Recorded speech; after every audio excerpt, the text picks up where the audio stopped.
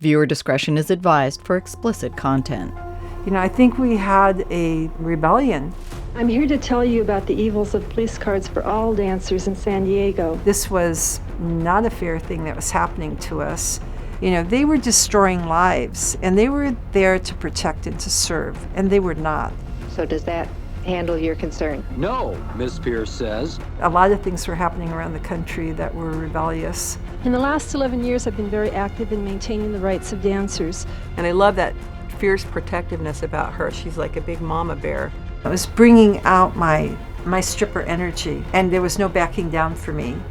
After more than a decade of sexual harassment, coerced encounters, and psychological abuse by San Diego Vice, Kata Pierce-Morgan and her fellow Les Girls dancers were ready to tap into their stripper energy and fight back. If polite society and the legal system were not going to help them end the abuse, then they would take matters into their own hands.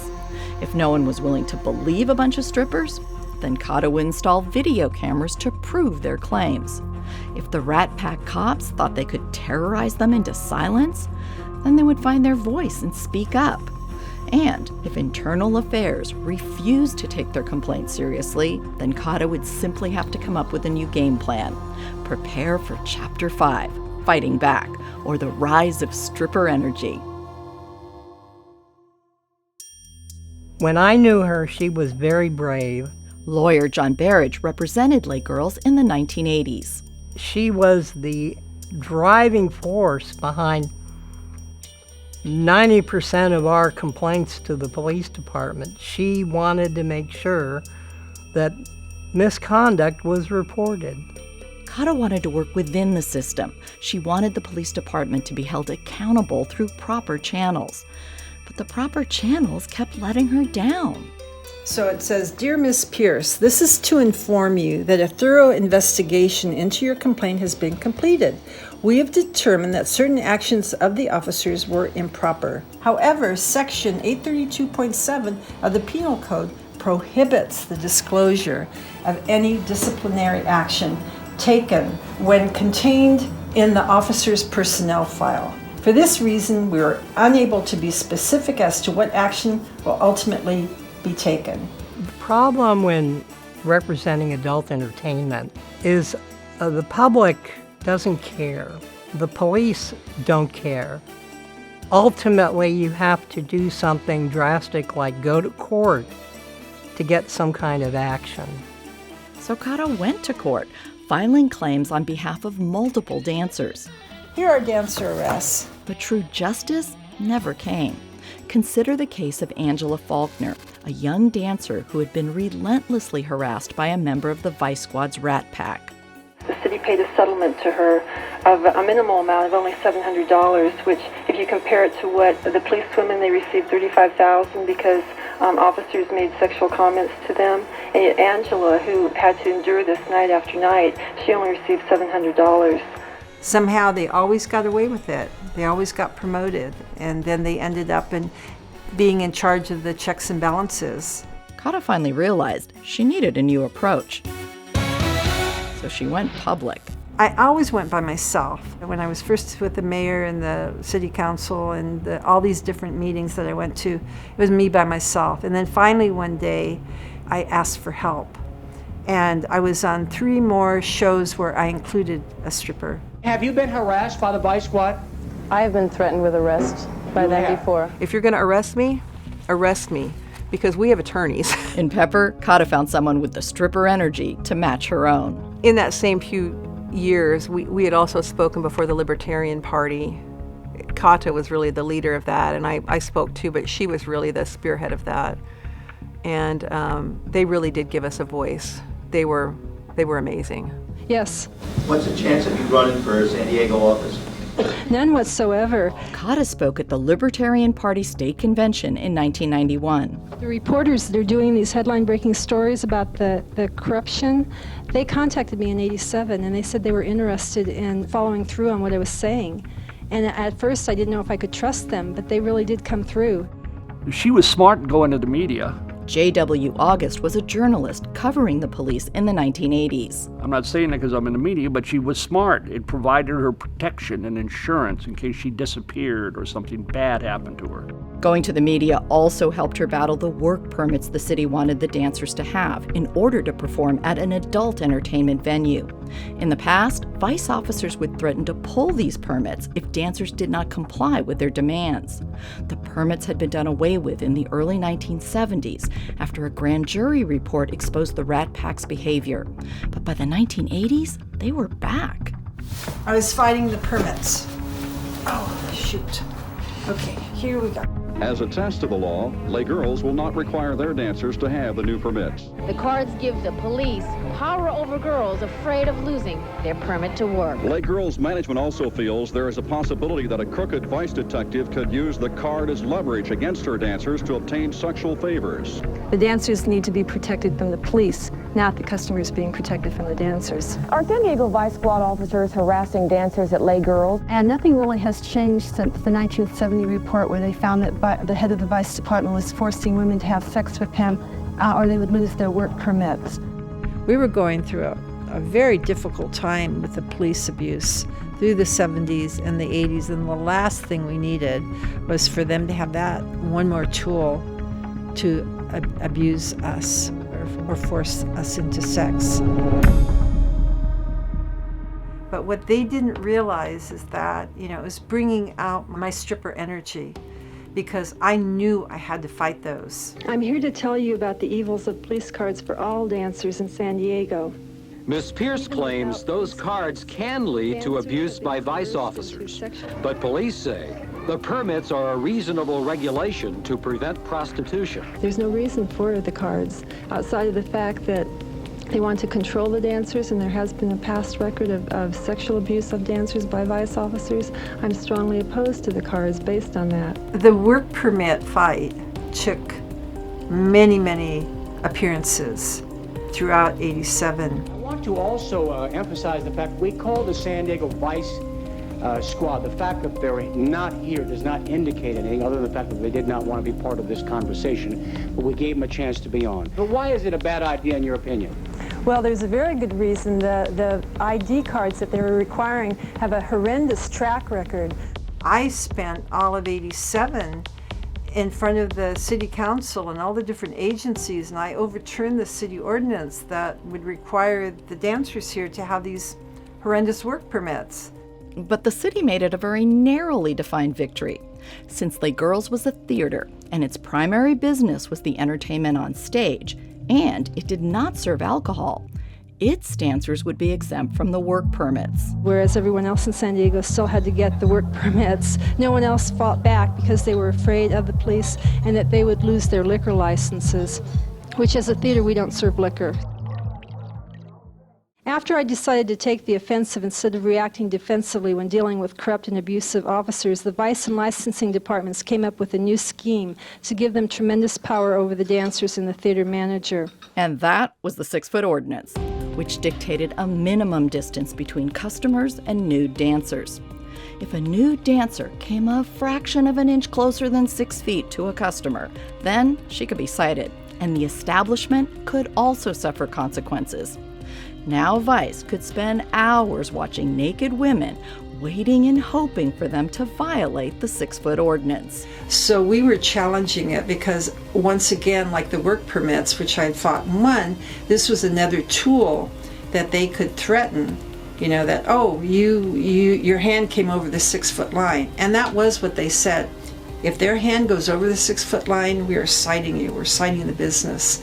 And so I was fighting it on that concept that we'd already been through years and years of being frightened of them.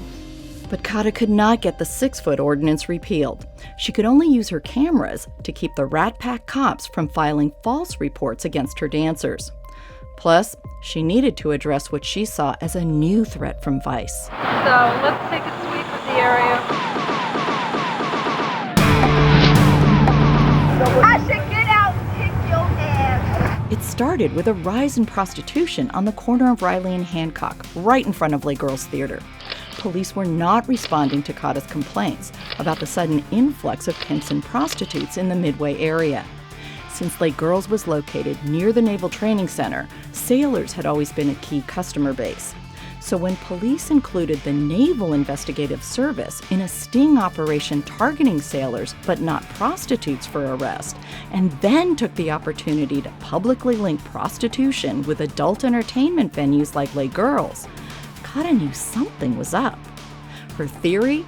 Could it be that the police were deliberately setting up the Midway area with a large concentration of prostitutes in order for it to be labeled a trouble spot and then put off limits by the Navy, which would be financially devastating to her business?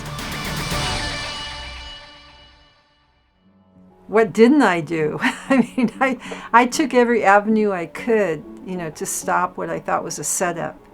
The first thing I did was, because what they were doing historically was they were trying to declare us a trouble spot by having as many arrests or incidents as they could at our location.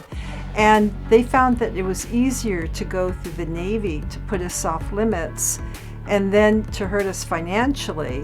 And that's what they were intending to do. So what I did is I went to the naval base, the NTC, and I talked to the head guy. He was a commander. And then the second thing I did, which is interesting, is I kept a detailed journal from the get-go. For months I had a helpless feeling concerning the prostitution, as I felt that the police had no viable plan or interest in solving the influx of prostitution into our area. I decided to conduct my own undercover operation. I ended up getting cameras like this, the big cameras. I used walkie-talkies and I used the microcassette. I actually started putting it where nobody could get to it, and that was inside. I can't even do it anymore. I've matured. I'm bigger. But I would wear it right here like this, and I would go around with this mini cassette going. I decided that, I was going to have to prove that we were being set up. So I dressed in my concept of a hooker, and I went outside and I spent months in the summer of '89 out on the streets, and I had my own camera crew. We had the big cameras. We had cameras set up at that time under the Les Girls sign. We had a flower shop with plexiglass. So that was our ground zero or home base. Owners are always doing battle with the city over new restrictions. They've also complained about harassment from the Vice Squad. And recently they've encountered another problem, prostitution. Street hookers picking up customers. The owner of Les Girls documented the influx of prostitutes, photographing the women, their pimps, and cab drivers. I'll tell you something.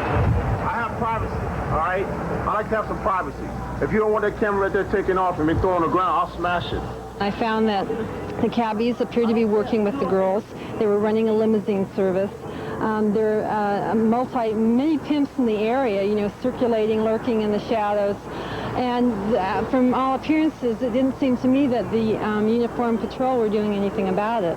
Kata also hoped to disrupt the business the pimps and prostitutes were trying to conduct outside Les Girls. First of all, when a hooker is trying to approach a John, the last thing that either of them want is to be on camera. The other thing I did was I protected the military guys by handing out flyers warning them of how they could be arrested. So I've got one great photo of this hooker, and she's leaning. There's the potential John. And they've got my flyer, and they're both reading it together. And I just find that picture charming, precious. So Shorty and I were out there, and we were doing the filming. You see Shorty with his camera, and he's filming the hooker. Go ahead, you go to jail. And then you see them fighting. You're the one that's gonna end up in fucking jail, you asshole. Bullshit. Don't touch me. You started off by touching the camera. I put my hand in front of the camera. I didn't touch your fucking bullshit. There's precious fingerprints camera. on there. You touch my hand again and you're a fucking asshole. You better leave the area now. Otherwise, I will call the police. We are the police. So we busted a sting. What I had to do is to make friends with the hookers. One was Cindy, and she was the sweet little ditzy blonde. And she was telling me, about their relationship with the cops and how they were. The guys be drinking and dating more than any trick out here, you know? Yeah, I know. They do, and then they take you to jail after they get done and get their money back, you know? Yeah. And I explained to her what I was doing, and I said, listen, as I told all of the hookers, you can go anywhere you want to, but we're stuck here. We're licensed. They're trying to take our license away, and we have nowhere to go. Why did they come over here? Why did they come here? Okay, I used to work on El Cajon Yeah. Boulevard, and I didn't find out about this place till December. Yeah. But then everybody started moving in here because the police were taking us to jail. Uh-huh. And I haven't been here. You mean the police are taking you to jail in On El El Cajon, and they come over here and the police are real nice with us. Because we used to work right back here, and then we all started working here. And now all the girls work way down Rosecrans. Kata spent months on what she called her street patrol and was thrilled to find out from Turk, the bodyguard from the business next door to Les Girls, that the cops were not happy with her undercover operation. But at 1 a.m., Turk arrives and tells me something, quote, I'll be happy to know about. He had talked to an officer. Turk told me that the police had it planned to put us off limits. Then the police could notify the Navy about the problem and have Navy put us off limits. That is why they had the sting on June 2nd. Turk said, the officer said that the Navy was easier to work through, to first hurt business by declaring us off limits and then to declare us a public nuisance area. However, the officer said, Kathleen is preventing that from happening because she has kept the area clear and they won't be able to have any more stings.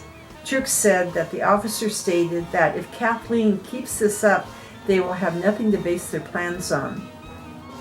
Kathleen Pierce's videotape campaign worked. The hookers left her corner. She says the police are now working with her to keep the area clean and her business reputation intact. You want to take the microcassette out from your chest? Oh, yes, thank you. No, the one that is it still in your bra? Oh, sorry, that one. Oh, see, I have a comfortability with this. I'm used to wearing microcassettes in my bra.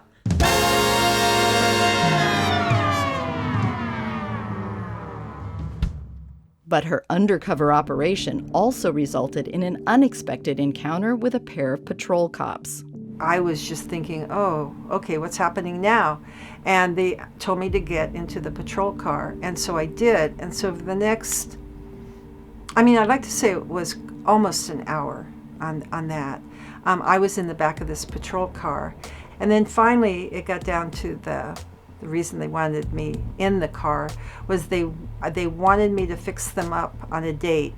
The one officer, he wanted me to fix them up on a date with sugar. And he told me that it was my mission, it was my assignment, it was my mission to fix them up with sugar. I've got to go out with sugar. Well, gosh damn it. Kathy, I'm giving you an assignment. You give us assignments out here. You take care of your prostitutes. You try to get it. I've got a mission for you. Gotta put the... Okay, well, I'm glad I met you guys. I guess I ought to be going then. No, I don't know how to get out of here. I just got to... Once you get in here. Bye, Kathy. Bye, it was nice talking to you. Kata was not going to report the cop until two of the dancers told her he was harassing Sugar inside Les Girls and asking other dancers to set him up on a date. But when Kata reported this to Vice, the officer seemed unconcerned.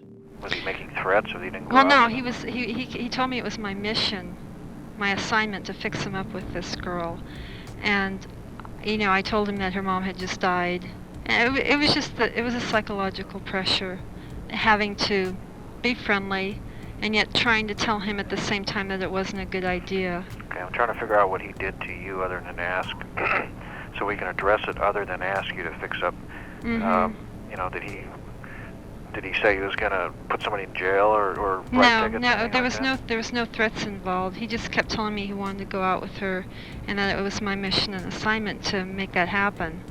Anyway, it's just a bad combination. Yeah. There shouldn't be that kind of situation when there's when there's an imbalance of power. Okay, well, we'll make some assignments here, and we'll have somebody get back with you. I don't know how soon, but we'll be getting back with you. Okay, thank you. All right? Bye. Bye. Kata reported him, only to receive another placatory letter acknowledging that certain actions of the officers were improper. The 1990s would see improvement for lay girls and the dancers. Kata's stripper energy had triumphed. She had managed to create a safe space for her dancers. We are run and managed by women. No bartenders or bouncers trying to put the make on any of us. And so I know that this is a safe place to be. I've worked at a number of places, actually I think 6. And there's a big difference between this place and others. It's a difference she's proud of because she's always stood up for dancers' rights. So when the city wanted to reinstate work permits in 2018, Kata had a decision to make. And they wanted me to go ahead and let the dancers get the work permits. And I'm looking at this, the whole setting and how different it was. And they assured me that there were so many checks and balances that nothing bad would ever happen to us again. And so then I said, well, in that case, we will get the work permits. And so after 1987 to 2018, I backed down. I didn't back down. I agreed. I felt that we were safe doing it. Mel, who requested her identity not be revealed, is the current manager of Les Girls Theater. She says vice is no longer a problem. We haven't really had any big issues. I mean, we got a letter once from Vice telling us that one of the girls had violated the law, the no touching law. And I said, I want to know what date and time this supposedly happened because I'm going to review our footage. And that was the last time that we ever got that kind of letter. But I do think that a portion of it is they realize that Kathy will fight her ass off, as she did before, and they're not going to take advantage of us. Today, the impact of Kata's fight can be felt beyond lay girls in the adult entertainment industry. Long-sought reforms are now in place, thanks to decades of activism against police abuse from many marginalized communities. Police are no longer able to just investigate themselves and consider a case closed. San Diego now has a Citizens Police Review Board with subpoena power. J.W. August has pushed for this kind of accountability through his reporting. That was, to me, one of the most important things I did, is trying to push for change in how they review the cops. You have to have a Citizens Review Board. If you don't, then the inmates are running the asylum, and you don't want that. That could be trouble. More work needs to be done, but he sees improvement. I think there is more of a recognition of the need for transparency. PD talks about transparency all the time now, though a culture like that and the kind of work they do, I think it lends itself to still trying to hide things that could embarrass the department. Kate Yavenditti is a lawyer and activist involved in police oversight. I think really the important thing in what we've been trying to do with the new commission and with the other work that we've done on police oversight and accountability is to encourage people to use their voice and to stand up when they see something, even though it can be very difficult. And maybe some will say, oh yeah, I've been through that. And those are the people that reach my heart, as the people that were part of a marginalized group, like we were strippers. There are a lot of people that experienced that in their communities where they had no recourse, and we were, as strippers, we were speaking out, but nobody listened to us. Until I followed 7-Eleven and I put in video cameras here, and then the people that were up to no good were caught on tape, and they had to sustain my charges. They had to. That history of fighting back, that sense of stripper energy, is something Kata wants to preserve. I insist on maintaining Les Girls as being open because it's part of history, and I hate to see things demolished. It represents a lot about activism, all the things that happen to us. There's so many stories that I think would disturb people or shock people, surprise people. Pepper is eager to point out the success stories of the Les Girls dancers that are continuing today. This one works in Texas. She's a very successful real estate agent. The other one, lawyer and real estate agent. Public defender. This one is a comptroller for a very prestigious law firm here in town. This one is a yoga teacher and a school administrator. And this one is an equine dentist. Yeah, so these cops that wrote no humans involved, yeah, sure. They're the public defenders and the pet dentists, and they take care of your kids. And, you know, I mean, my God, you guys have no idea what these women were capable of then and no idea what they're capable of now. If you met them, you wouldn't even know they were these women that you marginalized then and that are doing amazing things now. Coming up on the final episode of Stripper Energy, Fighting Back from the Fringes, we'll meet a new breed of fringe women and discover how art can heal as Kata and fellow artists talk about their plays at fringe festivals around the globe. Where there is art, there is hope. That's fringe for you.